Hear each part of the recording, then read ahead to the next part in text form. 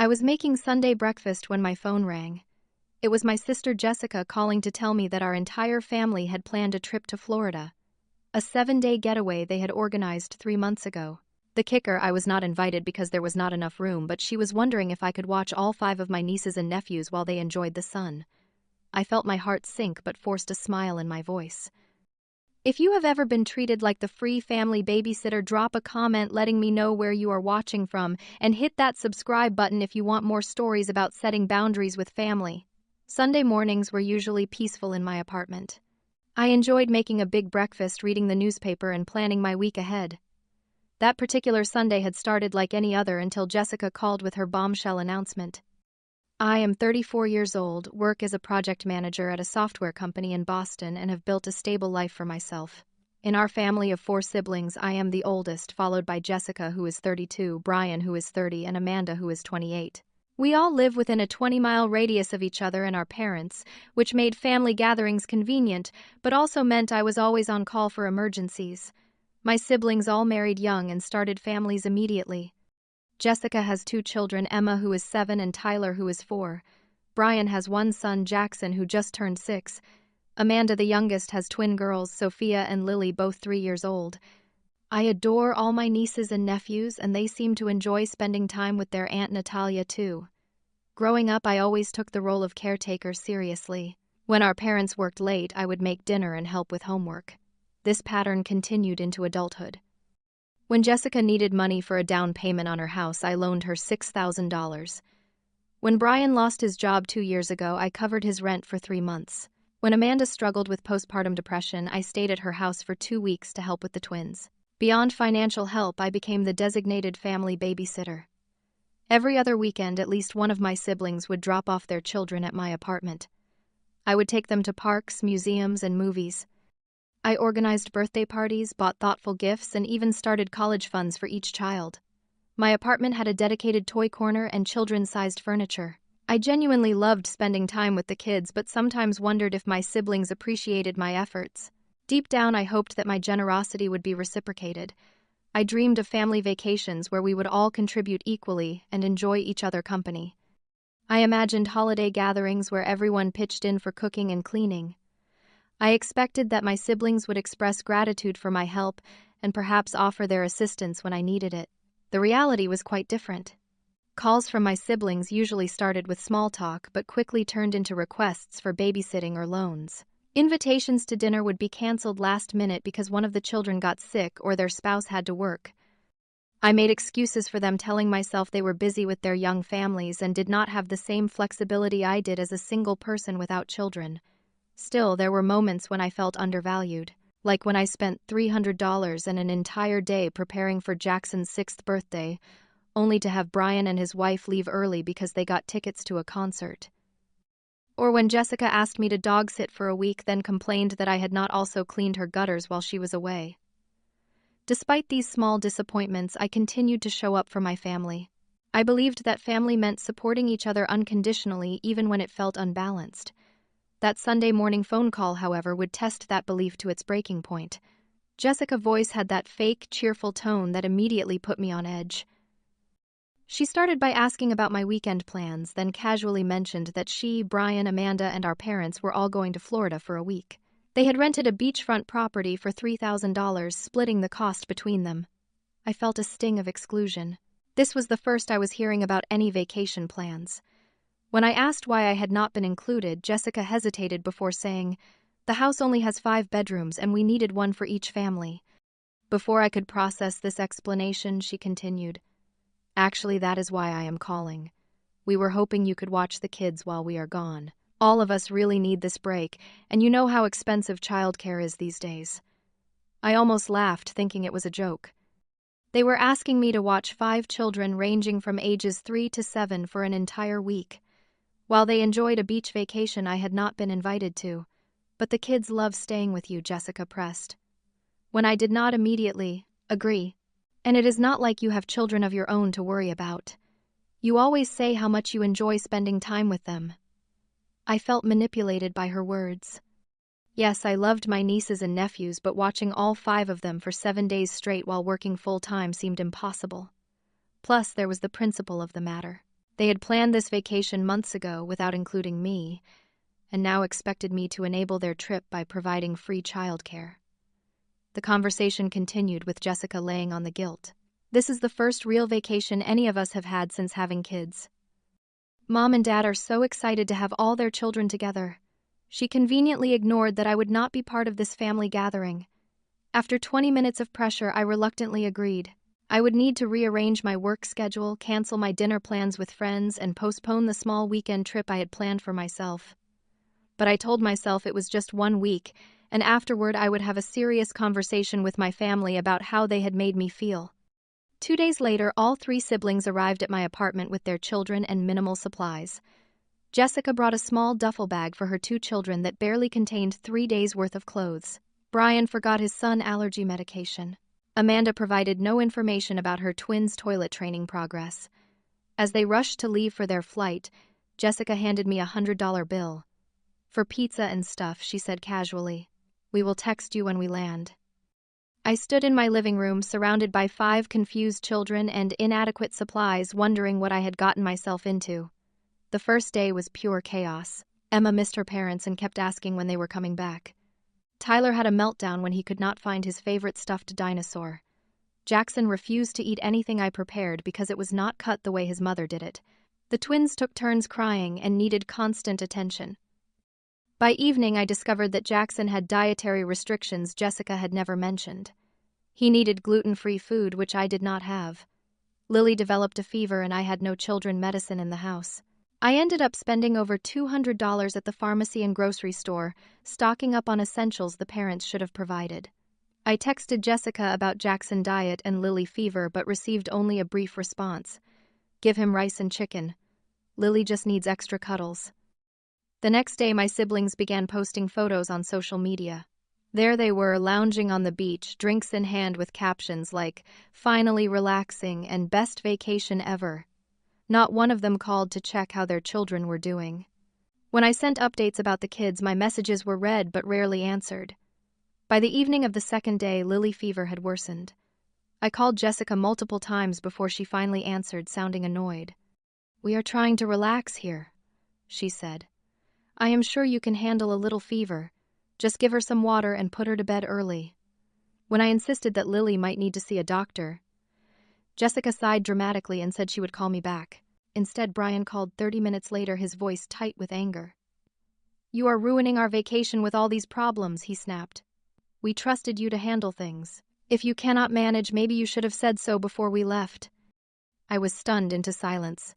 They had dumped 5 children on me with inadequate supplies and information, given me a paltry $100 for expenses, and now were angry that I was asking for medical guidance for a sick child.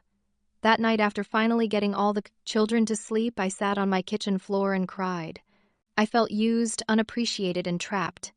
The realization hit me like a physical blow. My family did not value me as a person. They saw me as a resource to be used whenever convenient. I called my best friend Sarah, who listened as I poured out the whole story through tears. "Natalia," she said when I finished, "you need to stand up for yourself. This is not okay. They are taking advantage of your kindness and your love for those kids." "But what can I do?" I asked. "I cannot just abandon the children." "No, but you can force the adults to take responsibility," she replied. "You deserve better than this treatment." Our conversation continued late into the night, and slowly a plan formed.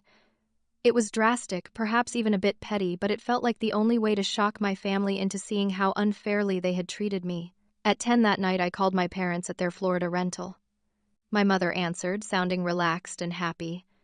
"Mom, I need to talk to you and Dad about something important," I said, trying to keep my voice steady.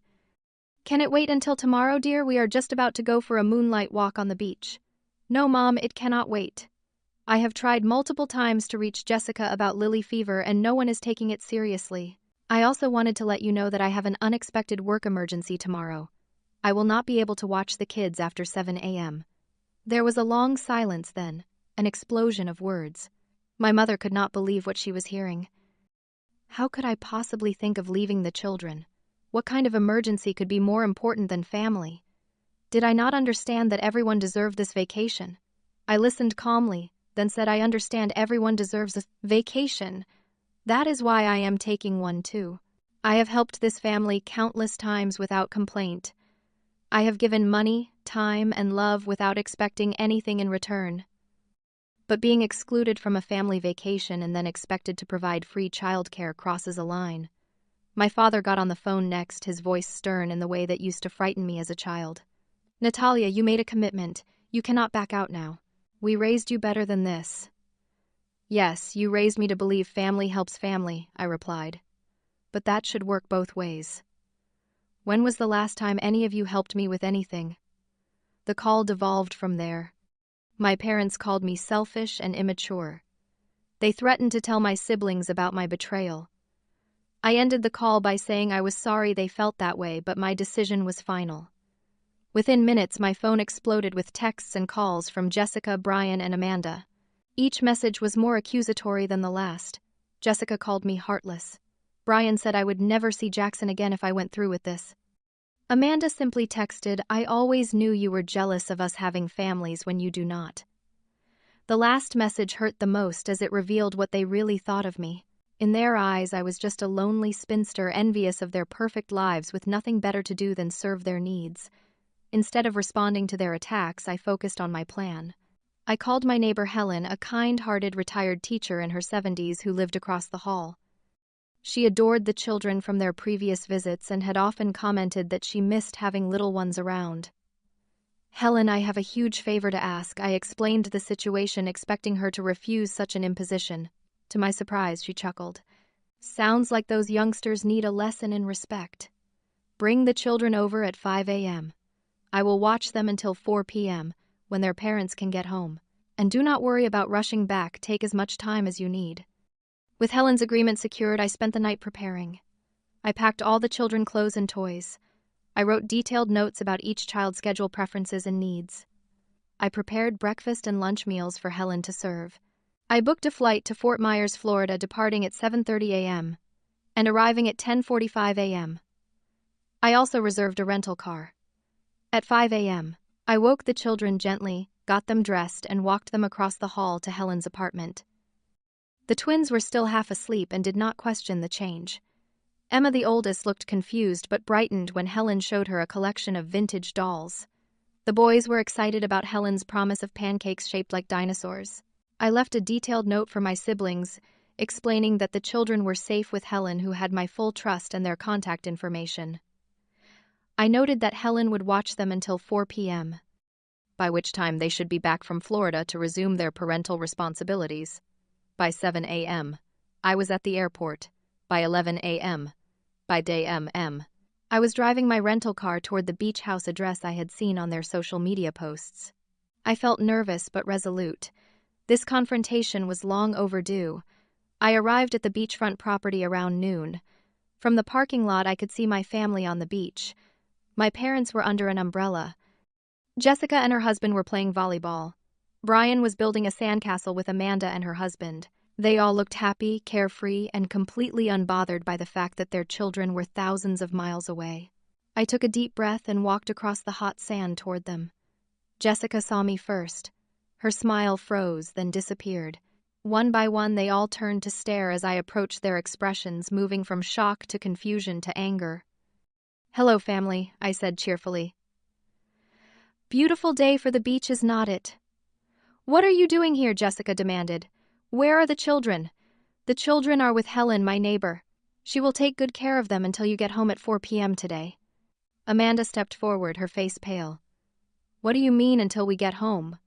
We are here for 5 more days." I smiled and pulled out my return ticket from my beach bag. "Yes, you were. But plans change.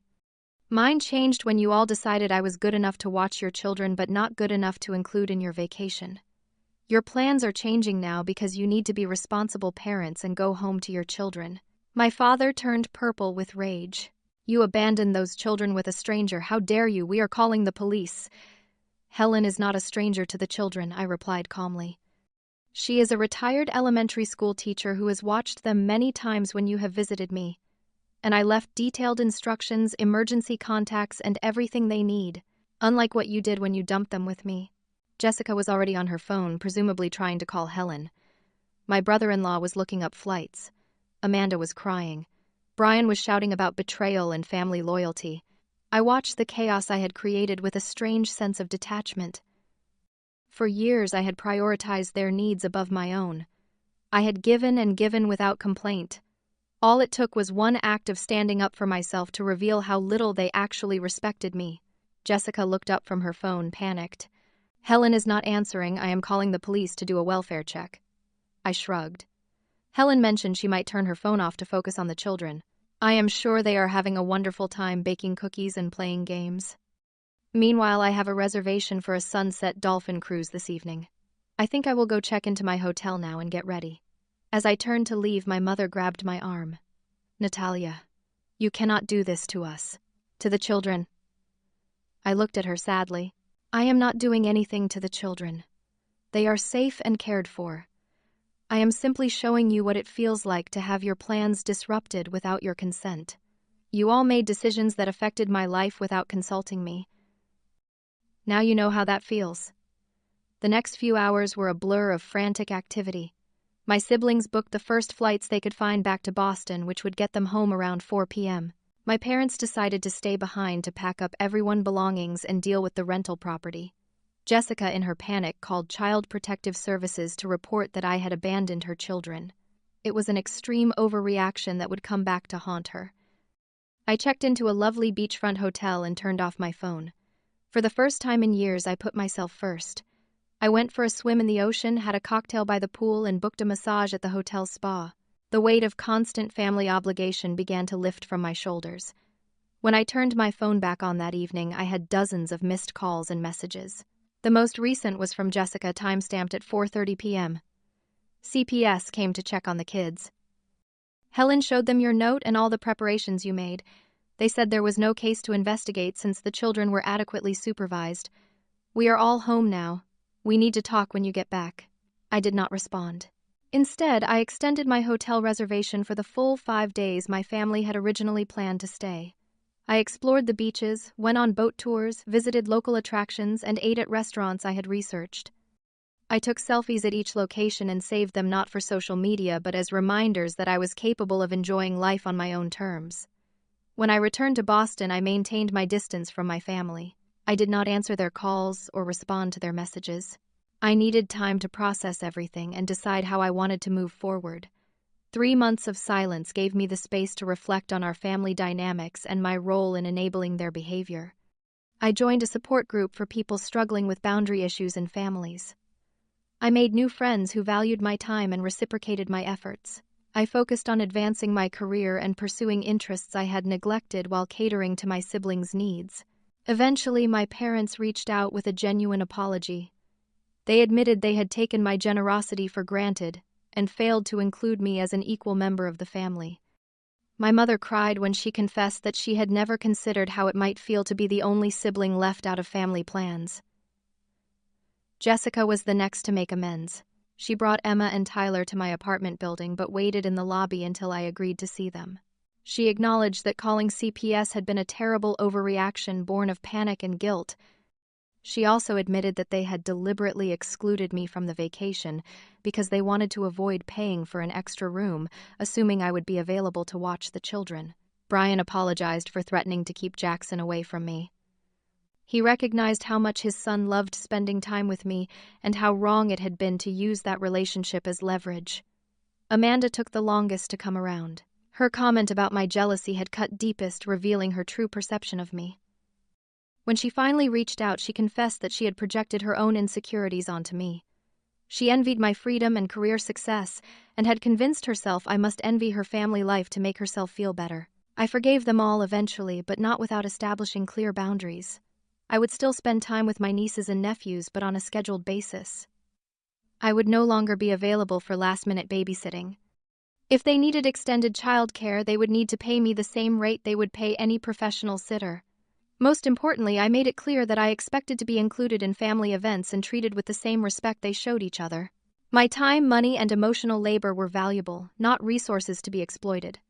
To my surprise, these new boundaries strengthened our relationships rather than damaging them. My siblings began to see me as a person with needs and feelings, not just a convenient support system. They started inviting me to smaller family gatherings. checking in on me when I had a rough week at work and offering their help when I needed it. The following summer, we planned a true family vacation together. Everyone contributed equally, including me. We rented a large lake house with plenty of room for all. We shared cooking duties, childcare responsibilities, and expenses. For the first time, I felt like an equal member of the family, not just a useful accessory. Looking back on that disruptive Florida trip, I realize it was the best thing that could have happened to our family. Sometimes you need to create a crisis to break unhealthy patterns. Sometimes you need to disappoint others temporarily to gain lasting respect. Sometimes you need to put yourself first, so others learn how to value you properly. Have you ever had to take dramatic action to change how your family treats you? Drop a comment below sharing your experience. Do not forget to like this video if you found Natalia's story empowering, subscribe to hear more family boundary stories, and share with someone who might need encouragement to stand up for themselves. Remember, setting boundaries is not selfish, it is necessary for healthy relationships. Thank you for watching, and may you find the courage to demand the respect you deserve.